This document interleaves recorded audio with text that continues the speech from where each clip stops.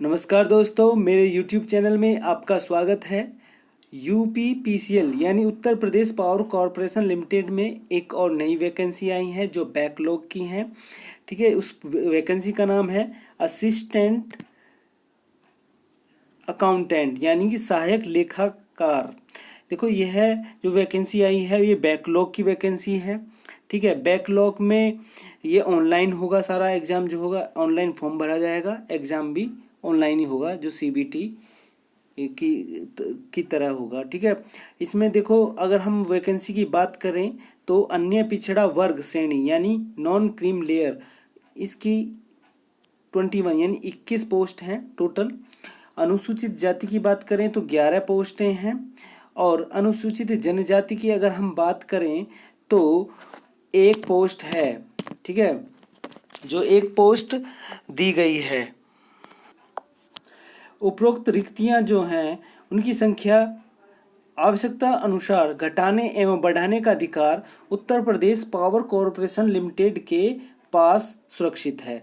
इसका मतलब ये है कि सरकार यानी उत्तर प्रदेश पावर कॉरपोरेशन इन रिक्तियों को बढ़ा भी सकती हैं या फिर घटा भी सकती हैं। नेक्स्ट जो पॉइंट है, आवेदन करने वाले अभ्यर्थी के पास आधार कार्ड अथवा विधिमान फोटोयुक्त पहचान पत्र का होना अनिवार्य है। देखो, आधार कार्ड और फोटोयुक्त पहचान पत्र जरूर होना चाहिए इस फॉर्म को भरने के लिए। देखो, नेक्स्ट पॉइंट भी दिया है इस नोटिफिकेशन में, उपरोक्त पदों का आरक्षण का लाभ केवल उत्तर प्रदेश राज्य का मूल निवासियों को ही अनुमान्य है। देखो, जो उत्तर प्रदेश का मूल निवासी होगा उसी को आरक्षण का लाभ प्राप्त होगा। ठीक है, नेक्स्ट होगा, विज्ञापन पद पर आवेदकों की संख्या अधिक होने की स्थिति में ऑनलाइन परीक्षा CBT 1 से अधिक पालियों में कराई जाएगी। विभिन्न पालियों के प्रश्न पत्रों के मूल्यांकन के पश्चात संलग्नक 1 के अनुसार नॉर्मलाइजेशन मेथड यानी CBT के प्रथम व द्वितीय भाग से श्रेष्ठता निर्धारण में प्रयुक्त होगा। देखो, इसमें नॉर्मलाइजेशन का जो इनका फॉर्मूला होता है वो भी इन्होंने दिया है, वो इसमें लागू होगा। ठीक है, केंद्र राज्य सरकार या किसी अन्य विभाग की सेवा से निष्कासित व्यक्ति उपरोक्त पदों हेतु अर्हत नहीं है। यानी कि अगर कोई व्यक्ति केंद्र सरकार या राज्य सरकार द्वारा निष्कासित कर दिया गया है तो वो इस पद को नहीं भर सकता है।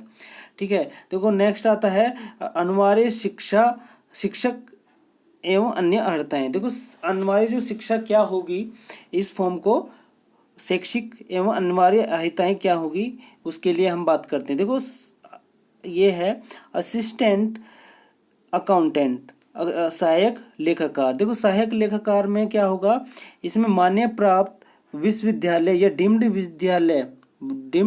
विश्वविद्यालय केंद्र अथवा राज्य सरकार के एक्ट द्वारा स्थापित से वाणिज्य में स्नातक डिग्री होनी चाहिए। देखो, वाणिज्य से BCom कर लेते हैं, BCom या वाणिज्य से कोई भी डिग्री हो तो, या CA हो या कोई इस तरीके की जो वाणिज्य की डिग्री हो वो इसमें चलेगी, बैचलर डिग्री होनी चाहिए। ठीक है, ओके। और नेक्स्ट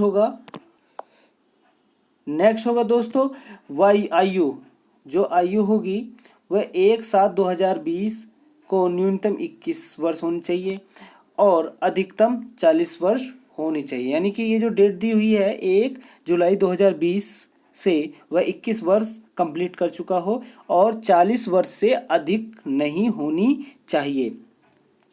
अधिकतम आयु सीमा में अनुमान्य छूट। देखो, उत्तर प्रदेश की अनुसूचित जाति व जनजाति एवं पिछड़ा वर्ग नॉन क्रीम लेयर में जो आते हैं श्रेणी के अभ्यर्थियों को अधिकतम आयु सीमा 5 वर्ष की एवं भूतपूर्व सैनिक यथा उत्तर प्रदेश के शासनादेश में परिभाषित एवं जिन्होंने सेना में कम से कम 5 वर्ष की सेवा की हो को अधिकतम आयु सीमा में उनके द्वारा सेना में की गई पूर्ण वर्षों की सेवा की अवधि में 3 वर्ष जोड़ते हुए छूट नियमानुसार अनुमान्य होगी। ठीक है दोस्तों, इसका मतलब ये है कि 5 साल की छूट दी जाएगी अगर किसी विद्यार्थी को आवश्यकता है, यानी 40 साल तो होगी, जो आपको बताया गया है कि 40 साल तो मैक्सिमम होनी ही चाहिए, मगर 40 अगर कोई SC ST है तो उसको उसकी छूट में 5 साल की छूट दी जाएगी। लिखित परीक्षा, इसमें देखो जो लिखित परीक्षा होगी वो होगी सहायक लेखककार के पद पर विद्युत सेवा आयोग के माध्यम से सीधी भर्ती हेतु वस्तुनिष्ठ प्रकार की लिखित परीक्षा CBT होगी।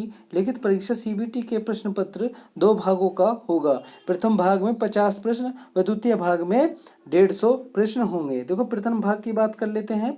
प्रथम भाग की लिखित परीक्षा CBT में 2-1 के O स्तर का कंप्यूटर ज्ञान से संबंधित एक प्रश्न पत्र होगा, जिसकी 50 प्रश्न होंगे, प्रत्येक 1 अंक का होगा, अर्थात यह परीक्षा केवल 50 अंकों की होगी।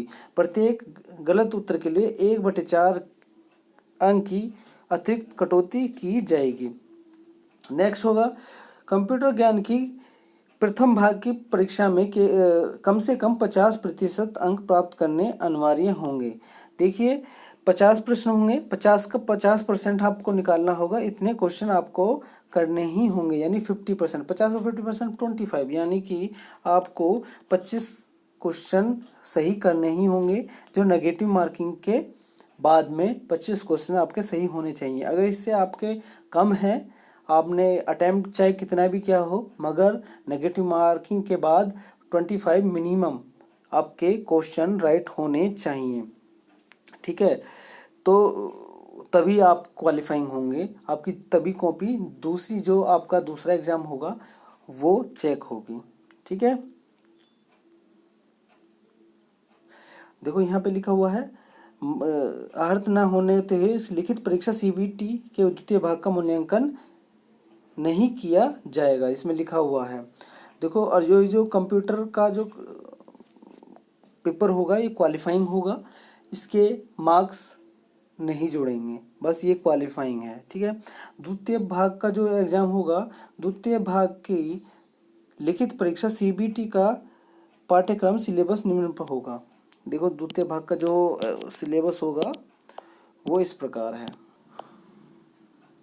देखो पहला होगा द्वितीय भाग की लिखित परीक्षा CBT का पाठ्यक्रम सिलेबस निम्नलिखित होगा।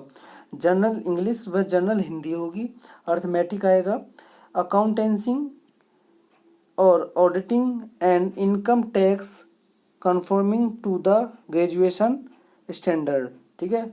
The syllabus of accountancy, auditing and income tax is detailed below. देखो ये इन जो एग्जाम में पूछा जाएगा ऑडिटिंग से और इनकम टैक्स से, वो उसका सिलेबस भी पूरा दिया गया है। प्रत्येक प्रश्न 1 अंक का होगा, अर्थात यह परीक्षा अधिकतम 150 अंकों की होगी। प्रत्येक गलत उत्तर के लिए 1/4 अंक का अतिरिक्त कटौती की जाएगी। कंप्यूटर ज्ञान के प्रथम भाग के प्रश्न पत्र में अर्जित अंक श्रेष्ठता मेरिट निर्धारित हेतु जोड़े नहीं जाएंगे। देखो मैंने आपको पहले भी बताया था, अभी भी बता रहा हूँ, कंप्यूटर ज्ञान के जो प्रश्न पत्र होगा सिर्फ वो क्वालिफाइंग होगा, उसके मार्क्स नहीं जोड़े जाएंगे, ठीक है, उसको बस क्वालिफाइंग करना है। परीक्षा स्थल, परीक्षाएं यथासंभव लखनऊ, मेरठ, आगरा व वाराणसी शहरों में होगी, ठीक है। अभ्यर्थियों की संख्या के आधार पर अथवा विशेष परिस्थितियों में परीक्षा के स्थान को बदला अथवा घटाया बढ़ाया जा सकता है, ठीक है। आवेदन शुल्क एवं प्रोसेसिंग चार्जेस, आवेदन शुल्क एवं प्रोसेसिंग चार्जेस अप्रत्यय नॉन रिफंडेबल हैं, यानी कि अगर आपने फॉर्म भर दिया है, आवेदन शुल्क दे दिया है, तो वो नॉन रिफंडेबल है, आपका पैसा वापस नहीं होगा, आपको एग्ज़ाम देने जाना ही होगा।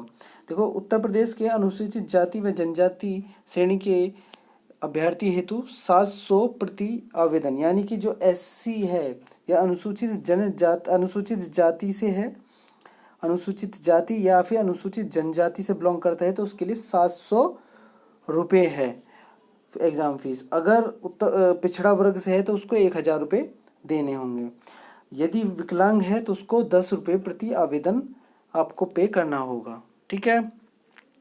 आवेदन आपको शुल्क देना होगा। नेक्स्ट आता है कि आप आवेदन कैसे करेंगे।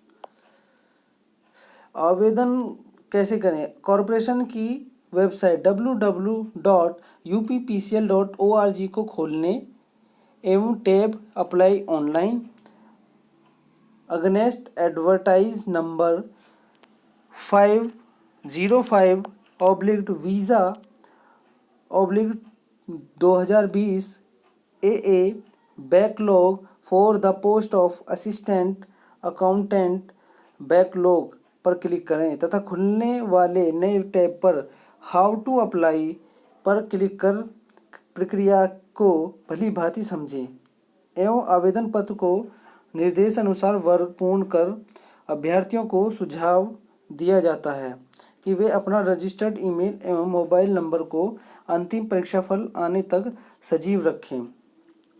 ठीक है, परीक्षा अभ्यर्थी महत्वपूर्ण सूचना इन्हीं के माध्यम से प्रेषित की जाएगी। ठीक है दोस्तों, तो आप जो है यहाँ पर ये जो www.uppcl.org दे रखा है, इस पे जाकर एग्जाम फॉर्म भर सकते। ऑनलाइन आवेदन पत्र पूर्ण करने की तिथि क्या है? 9/9/2020।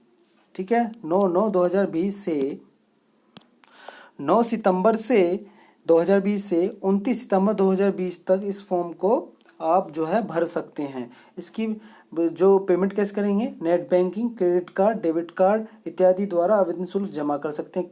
किस टाइमिंग पे?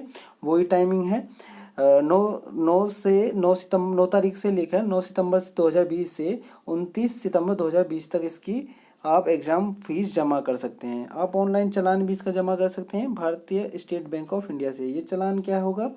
9 सितंबर 2020 से लेकर 1 अक्टूबर 2020 तक इस चालान को डाउनलोड कर सकते हैं। ठीक है, ऑनलाइन CBT परीक्षा की संभावना तिथि क्या है? देखो, इसका जो एग्ज़ाम उन्होंने बताया है अक्टूबर 2020 के चतुर्थ सप्ताह यानी कि अक्टूबर के चौथे सप्ताह में इसका एग्ज़ाम हो जाएगा, जो UPPCL ने अपने नोटिफिकेशन में बोला है। तो दोस्तों, जिन लोगों ने ये फॉर्म नहीं भरा है वो फ़ौरन इस फॉर्म को भर दें और परीक्षा की तैयारी के लिए जुट जाएं। मैं फिर हाजिर होता हूँ अपनी नेक्स्ट वीडियो के साथ। Thank you so much.